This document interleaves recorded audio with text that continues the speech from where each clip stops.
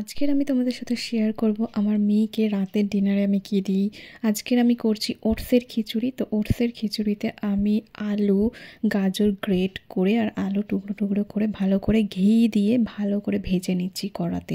তো ভালো করে ভেজে নেওয়ার পর এবার দেবো ওটস। তো তোমাদের বেবি যতটা খাবে ততটাই দেবে। তো আমার মেয়ে যতটা খাবে আমি ততটাই ওটস দিয়েছি। তো এটাকেও আমি ভালো করে ভেজে নেব। ভালো করে ভাজার পর কিন্তু নুন, হলুদ, জিরে গুঁড়ো সব পরিমাণ মতো দিয়ে দেবো। আর অল্প অল্প করে যেরকম তোমার বেবিরা খেতে পছন্দ করে সেরকমই দেবে। তো সেটা দেওয়ার পর আমি ভালো করে একটু নাড়িয়ে নেব। ভালো করে মিক্সড করে নেওয়ার পর আমি জল ঢেলে দেবো।